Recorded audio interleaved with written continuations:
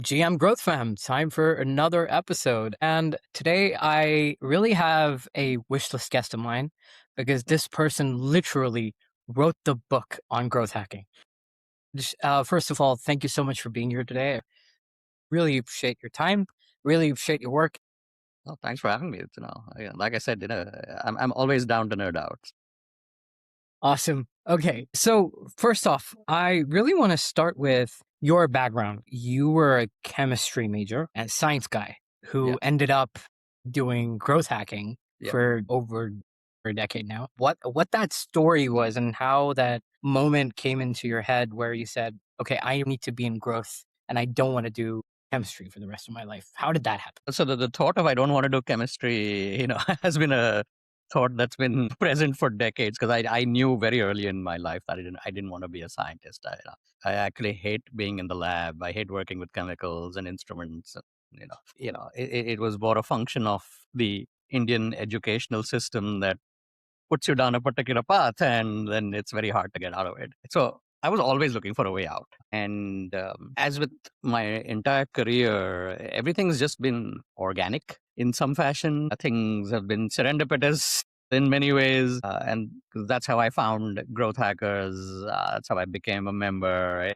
There wasn't any specific thought around, oh, I want to do this or I want to know. It was, here's a place that seems fun. Here's a place where I think I can learn something, and it's almost like with anything in life, right? It's almost like you find personal product market fit, with certain things you take to them very quickly. For me, one of those things was, me engaging with on the growth hackers community and, Sean himself responding to me. And I'm like, I'm a rando nobody. Like, why is somebody like Sean responding to me? Right.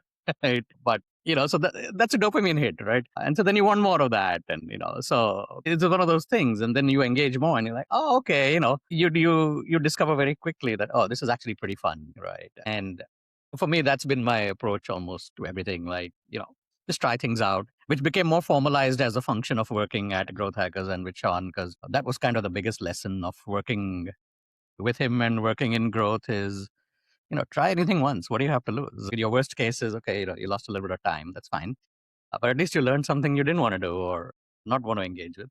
But the upside is awesome. Like you discovered something great that you want to spend more time on. So I think that's totally worth a little bit of time commitment to discover whether you're going to find something worth doubling down on or not. No, yeah, we're extremely fair. Your approach towards growth has been break down a specific hypothesis. I need to go from, let's say, 10 users today to a million users in 3 years. And really breaking it down into smaller, granular experiments of understanding where people think when you talk about growth that it's either performance marketing or business development or some function of revenue and growth sort of coupled together.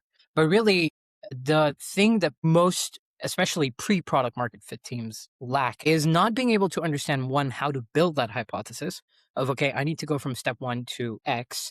How do Right. I do that? That's one. And two is how a founder or a team really understands that to break it down into granular steps. Walk me through from almost like your scientific method perspective. First, how does somebody understand what that hypothesis should be? And then how do they break it down into smaller experiments? Sure. So, every hypothesis at its heart is really an assumption that you're testing, right? And that's almost always the first step is write down your assumptions. And sometimes we make very big assumptions that are implicit. We never say them out loud. Even when you say, we should do Facebook ads, great. There's a lot of assumptions built into that one statement. Right? So what are those? Let's lay each one of them out. It doesn't matter how big or small they are. Lay them out because what that helps you do is start to prioritize the criticality of those assumptions. And one of my favorite exercises to do, especially with early teams, is assumption mapping. Not something I came up with. It's a tried and tested methodology, but most people don't do it. And again, it's a very simple exercise where you've got a 2 by 2. You got a horizontal axis with you know.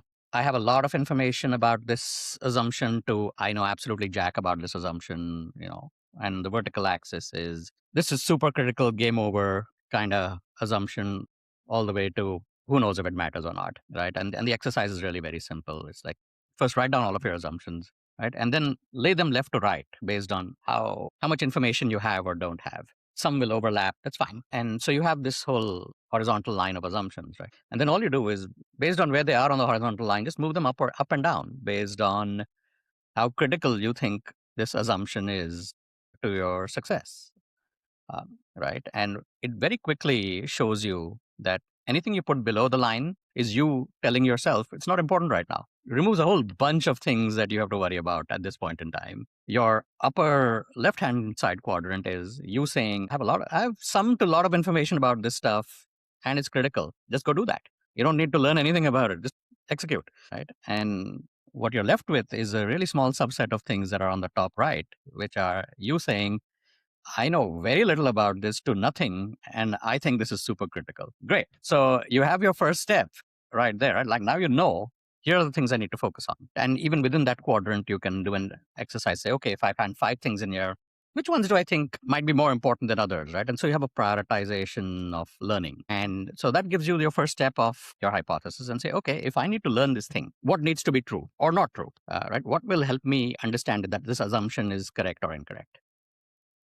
Right, and then that's all it is that is the foundation of your hypothesis, right? That if I do X, or if I try X, or if I see X, right, and then the response is Y, right, then the hypothesis is true or untrue, right? And again, this is no different than what we used to do in school. As much as I tried to run away from the chem lab experiments we all did of dropping one liquid into another and changing color, it's exactly that same thing. Those experiments are very simply like the first time you did that experiment, you do 1 ml at a time and say, okay, that was my big hypothesis.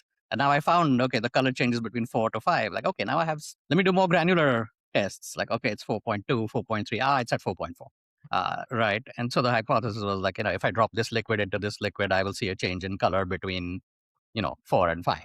Great. And I think the thing that uh, maybe gets looked over sometimes is that the purpose of a hypothesis is to be testable. Even though it feels very obvious to say that, it should also have a very binary outcome.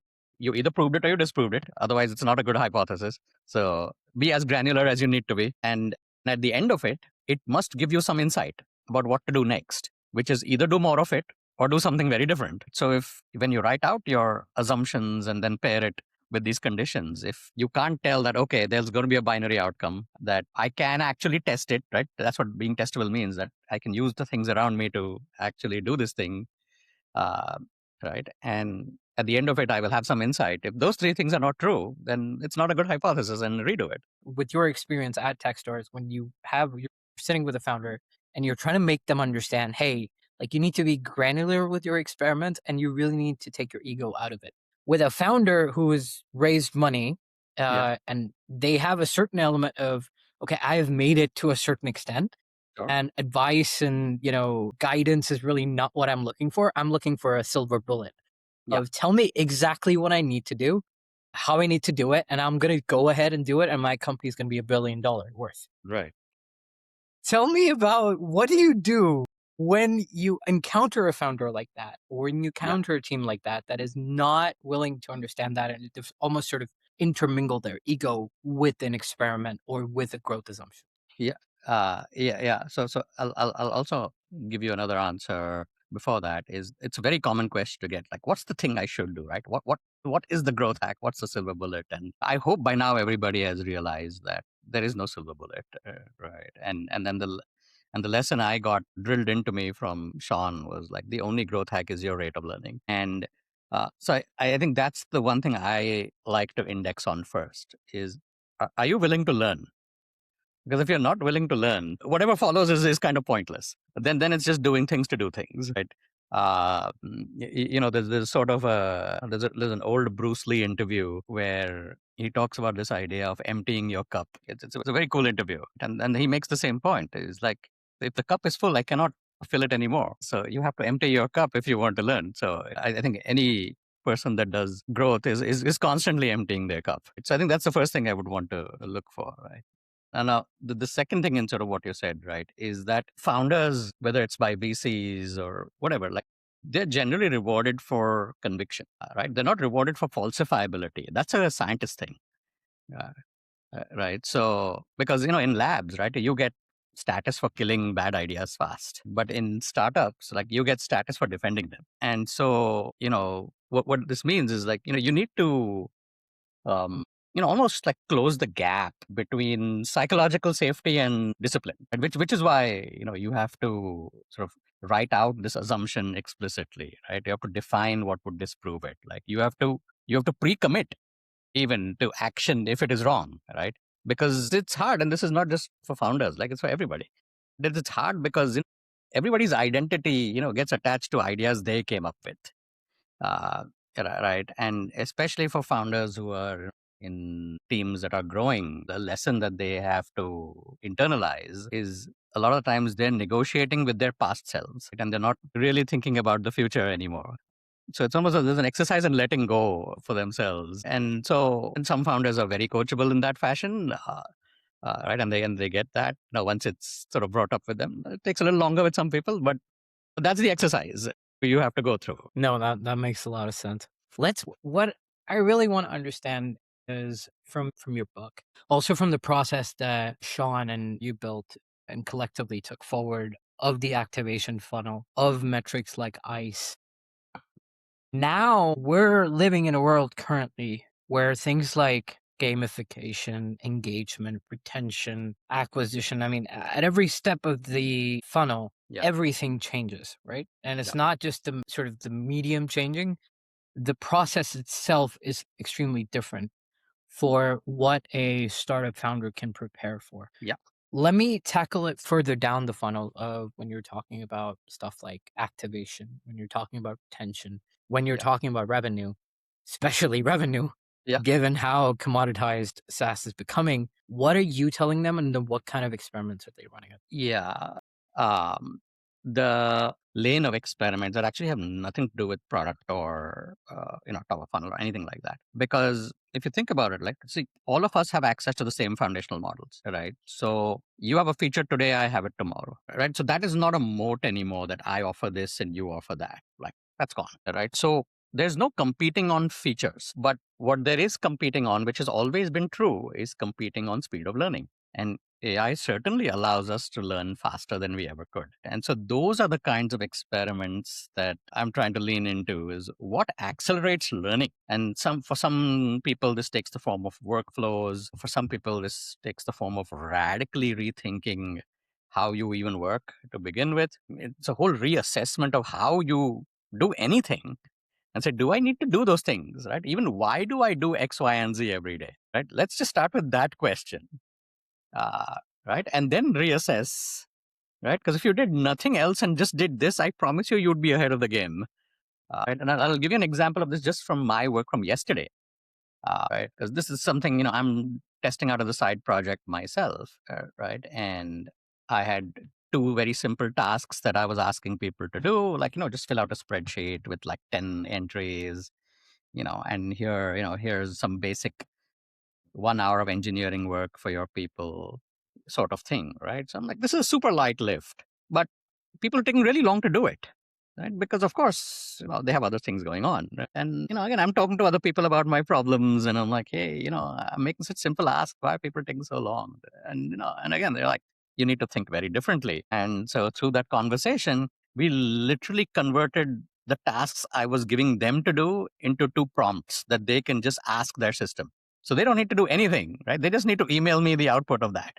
And I was like, oh my God, like, it's so much simpler now to do the same thing I've been struggling with, which I've been saying, oh, it's so simple. Fill out 10 lines in a spreadsheet. No. Yeah, run a prompt is so much easier. Email me the thing, right? Or get an engineer to take out an hour of time. No, just have your engineer run a prompt and give me it's that sort of thing, right? So that acceleration of execution and learning, I think the opportunities are so much greater than I think we even imagine. But I think that happens because, and this is as true of me as well, like, now, ever since I had this experience yesterday, I'm like, okay, how can I convert everything I do into a prompt?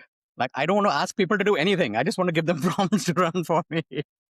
Uh, right? Don't go fetch this data. Don't go do this. Run the prompt, give it to me, and we will talk. Right? Very different way of operating. Right. So there's a whole lane of experiments there that I think are completely untapped. Right. And then, like, I think we come to, okay, now what can you do in product? Right? And that's a whole Pandora's box right now, to be honest, because I don't really believe many people are running as many experiments in product as we think they are. And I think there's a very good reason for it. Because, and this is true of AI products, right? We're just talking about AI products right now.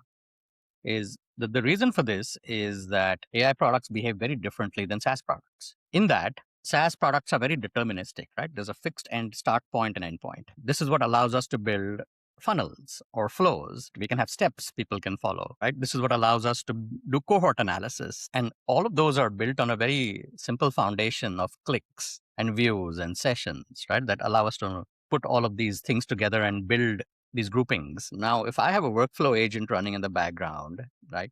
I'm not even interacting with it, right? I just told it what to do. Now it's doing its thing. So what click, view, and session am I going to measure? There's nothing, right? And so now, so what experiment are you going to run? You don't even you don't even know what to measure. What experiment are you going to run, right? I mean, take a simpler example, right? Okay, let's take even ChatGPT, right? It's just one screen. There's no next screen, right? So what onboarding funnel is there? I spend 10 minutes on ChatGPT. Is that good or bad? If I spent it on a SaaS product, you would tell me I'm a super engaged user. Is 10 minutes on ChatGPT good or bad? Am I spending 10 minutes on it because I'm frustrated and not getting my answer? Or is it because I'm getting so many good answers, I can't stop using it? Which one is it, right? You don't know the answer to this because the methodology you used to use to evaluate success with SaaS products does not apply for AI products, right? So this is why I think most people are not truly experimenting. I think they're crossing their fingers and hoping that users don't leave. So we're in this funky state right now where people are trying to figure out and lean in on what are these things I should even measure right now, right? And unlike with clicks and views and sessions, there is no standard for people to lean on. And so everybody has to come up with their own versions of this thing right now, right? And I think so that is the bigger challenge right now is what are internal AI native signals you can lean on within your own product to give you a sense of that is a signal of value, like without going and reading logs or hoping they click a thumbs up, thumbs down, just as a function of their interacting with your system or the system taking certain steps. What signals can you now go look at that say, oh, this was a value event, that this was a signal that they actually got what they wanted, or this was a signal of frustration, or whatever it may be. Right? So to me, that is the first step right now with a lot of these AI first products is just figuring out these new signals that now exist within your product. And if you can figure these signals out, then go run experiments. And even how you construct those experiments are going to be very different than the way, because the problem with AI products is they're very probabilistic, right? And again, the simplest way to explain that is if you ask ChatGPT a question today and I asked it the same question tomorrow, we'd get completely different answers. So it's Yeah, no, agreed. One thing I did want to ask you is, are you saying that essentially all of the sort of KPIs and metrics that PLG has been built upon over the past Yeah. 20 years, Yeah. all of that gets... It's done. It's gone. It's gone. It's just, I don't think people are willing to talk about it yet. Because again, I don't know how you can be intellectually honest about PLG when the foundation of what you used to measure any of that doesn't exist anymore. I mean, sure, you can do that for the SaaS part of your product that leads to the AI, in your product. But once you get there, right? I mean, sure, of course, ChatGPT has a website, and a sign up flow and sure, you can do all of that. But once you're in the product, right, the value is delivered by how the product responds. Correct. And so your ability to grow is a function of, as has always been, is growing value delivered. But if you don't have a way of measuring value delivered today, how do you grow? Right. So you have to Surely true. completely rethink this. Yeah. And to circle back to a point that we were just talking about, we talked about learning velocity, right? Now, in terms of the learning velocity, we also understand, okay, yes, because of AI within my stack, I obviously, in a world where all of the metrics that I was supposed to follow or what I was taught to follow as a product leader are now gone. I can through experiments and especially through the use of AI, maybe understand a little bit better as to why a certain action may be happening, right? But within the sort of the sphere of learning velocity, where do you think, what's the antithesis to this, right? Like, where do you feel like AI is absolutely horrible to use to accelerate your velocity of learning? Trying to, so I think part of my hesitation is I'm not sure I've encountered a scenario like that as yet, right? And that's just a function of me. However, I think what I will say is that there's a second order effect of this, right? Where, I mean, of course, AI, accelerates our output, right? There's no question about that. I think what is doing, right, is it's sort of compressing reflection, because again, everybody does this, right? You can use AI to generate 20 ideas on whatever. You can write 10 variants on whatever, right? You can spin up campaigns, no problem, right? But I think if you don't sort of, just take a step back to, again, just go back to the basics, right? Define the assumption correctly, the metric correctly, the learning objective correctly, right? Like, then you get what happens even without AI, right? You get velocity without direction, right? So again, it'll feel like you're doing things, but your learning velocity will go down, right? So I think it's more the incorrect use or incorrect assumption around the use of what AI is actually helping with, I think, is currently a trap. That's a very fair assessment of it. And I also feel like right now there's almost like more than ever relying on the AI to figure out like Totally, what's happening. It's totally. probably best for a growth leader or product leader to really sit down within every single data point that they have access to and then try to decipher what's really happening rather than going to their AI and saying, hey, like this is our assumption, figure out, how I'm going to accelerate growth to X number, which is a very fair assessment. Right. Because Going, how do you know the AI was yeah, right? exactly.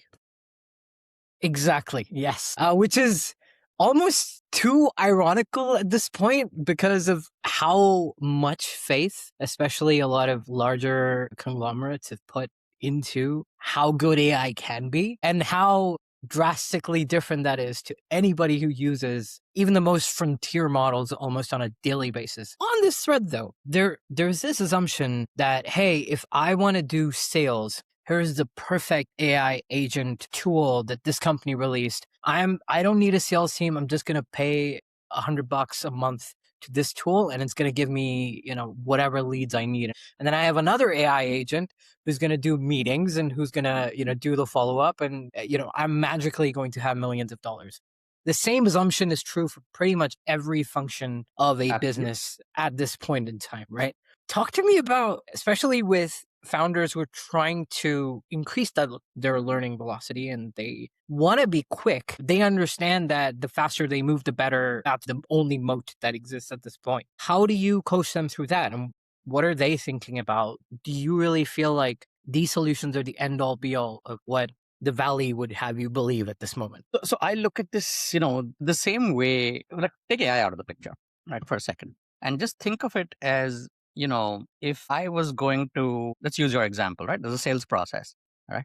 Now, if I was, going to hire a salesperson, like let's say I'm the founder, right? I have to teach them what has worked so far, what has not worked, what has been tried, and I may have the beginnings of a playbook, whatever, but the first person who comes in, right, is there to codify what works and learn what else works, how to make it better. So there's this coaching loop and feedback loop that happens. There's also a lot to be said about what kind of person you hire, all of that. But you would not go hire a second person until you knew you had a process that was replicable. But you knew the process was replicable because you were involved in creating that process in the first place, right? You understand where it breaks down, you understand its limits, right? And only when you fully understand the system do you say, okay, now it's reproducible. Now I'm ready to make it scalable, right? This is true of product. This is true of any process. Forget AI, right? That's how businesses are built, right? It's because they can scale processes that work. So again, nothing against bringing in AI, right? But I think that's the question I would ask is, am I expecting it to work wonders and magic? Because I don't know what the hell I'm doing. And that's fair if you don't know what you're doing. Is it going to work off of a foundation that you have placed and you have had a hand in building, right? So then you can understand that when it accomplishes a certain goal, how far away was it from what you had set out as the outcome or not? Right? So by all means, use them, right? But understand the situation you're bringing them into first and then go whole hog, right? By all means.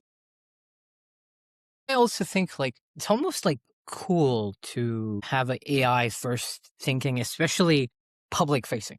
There's almost this vanity attached to being sort of AI first and thinking in that direction. Taking a beat though, I did want to ask you on the sort of vanity front of it. One thing that a lot of people are saying at the moment is if you are, let's say, a platform that has a community built around it or sort of like a loyal user base built around it, you essentially have brand equity with your own audience.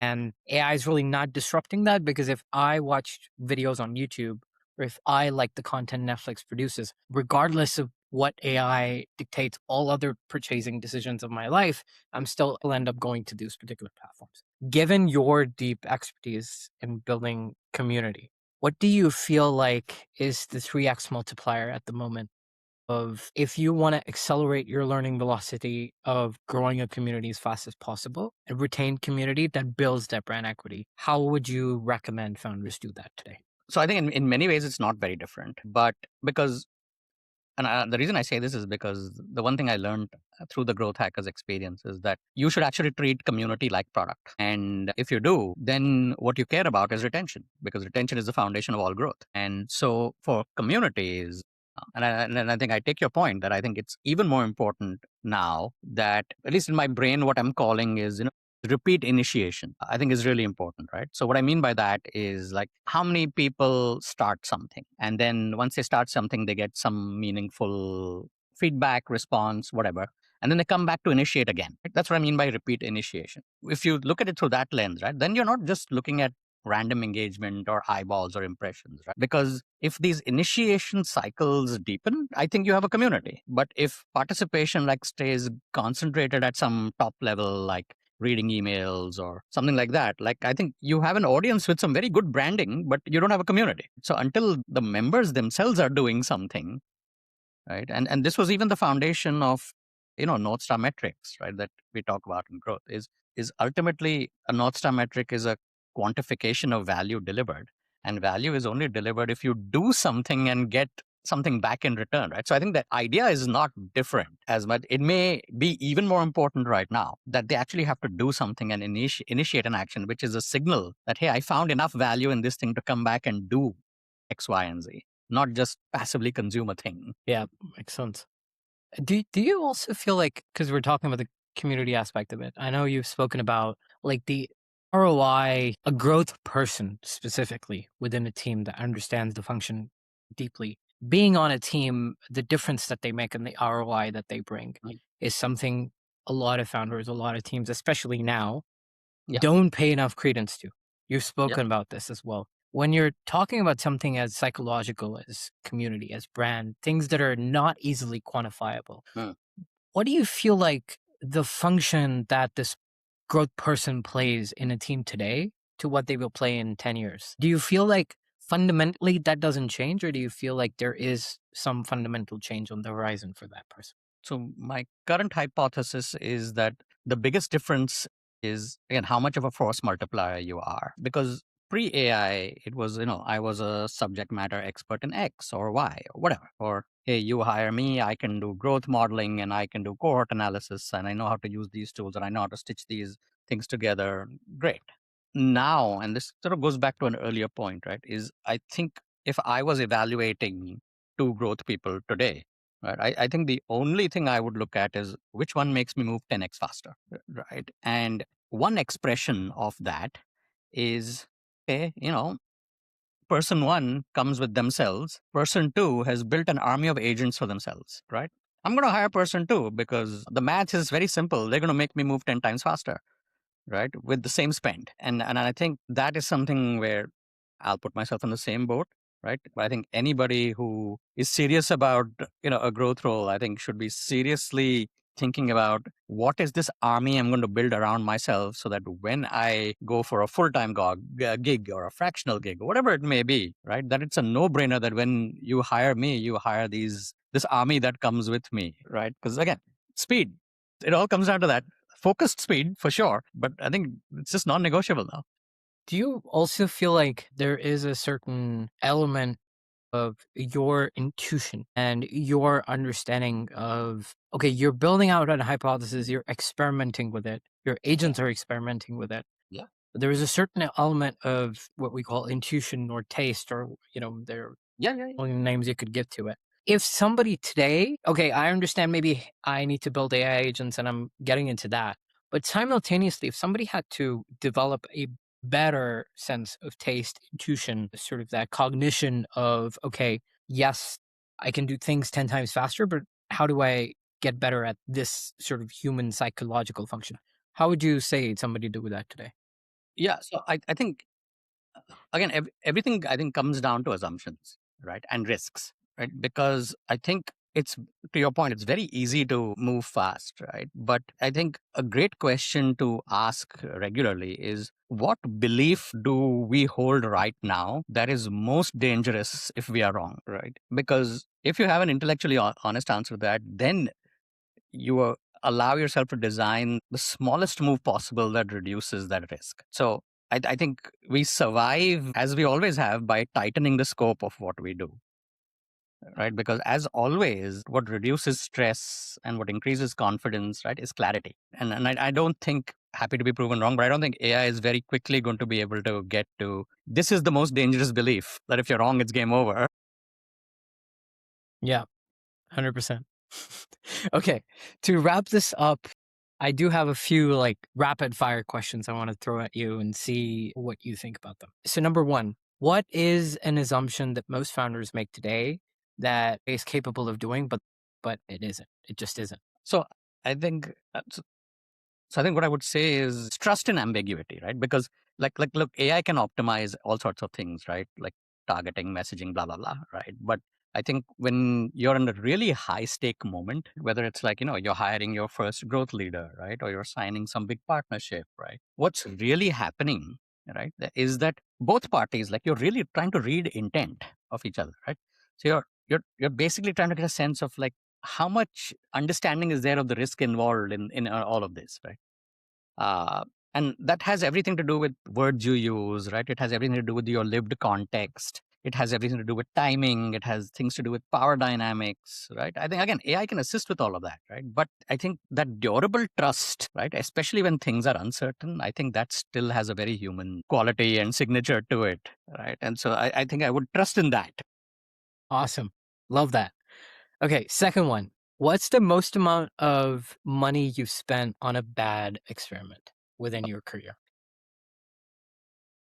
So I wouldn't say me personally, but as a team, and this is in retrospect, I think it was $50,000. Uh, uh, That's not at all that bad. I was yeah, expecting some huge no, no, number. no, no, Okay. no, no, no. I think that was probably, because we felt it was a really big swing to take. And again, we didn't have much money, so for the time, Yeah, it makes it was a sense. pretty big bet to make. I mean, Awesome. it sort of worked initially, but not long term is the way we thought. So yeah, in retrospect, there were much better ways to spend that 50K. Awesome. Love that. The third one I had was, what is one startup that you feel is doing a lot of great moves in terms of their growth as they're moving forward? I know within Operator Hypothesis, you write about a lot of them. What's like a couple that you're currently seeing doing really well? So I think, as you said, that is a lens through which I look at every startup now, right? So I rather than calling out specific ones, because I have an ongoing list of startups I look at on an ongoing basis, just in general, to see if my idea of them doing well will pan out or not. But I think the idea that the startups that are all working, at a spot where they're capturing the value that is being unlocked right now, and the ones that are operating at an inflection point that is happening, whether it's technological, social, behavioral, economical, whatever it is, and the ones who have a non-consensus insight about the future. Those are the most exciting ones for me to look at. So yes, I've written about some of them, but there are others that I'm also evaluating right now. So again, the ones I've already written about, like, there's one called Research Grid, there's Datology, there's Chai Discovery, Flux, Patronus AI, but there's a few I'm watching. There's one called Charm Security. There's a couple called Tidal Wave, Trace Loop, MindGuard. So there's a few, I think, like that I think, positioned very well, to really capture the future. We if they do, but yeah, I will You certainly know will be what writing about some of them. I really love that your examples are not the cliche ones that Yeah, everybody thinks about. So I'm glad that you said those names. yeah. Amazing. The next one that I had was if a growth team today wants to accelerate their velocity of learning, what's something they can start doing today that would take them in that direction? What's That like the one thing that they could maybe start doing today that they weren't doing before that would really help them to take them in the right direction? okay. So I'll try not to repeat something from before. So I'll say this. So a very smart person once told me that growth is nothing but you maintaining product market fit over time, right? And so that's what I would look at: is are you still maintaining product market fit or not? And if not, that's a thing to poke at right now. Love that. Well, I think that's the perfect way to wrap this extreme deep dive into what not to do, really, Yeah. and how to think. I think that's the way to sum it up. I really believe the one word for this whole discussion would probably be increase your learning velocity. I mean, Yes. it's as basic and fundamental as that, but that's really the way you're going to survive in the day and age of smaller teams, higher number of layoffs, and Yeah. really the smart way of going about doing things. I know this was extremely insightful. Thank you so much for doing this. My pleasure. This was a super good nerd out. So thanks for having me on. Love that. Thank you so much for everyone who tuned in. See you in the next episode. GM, bye bye.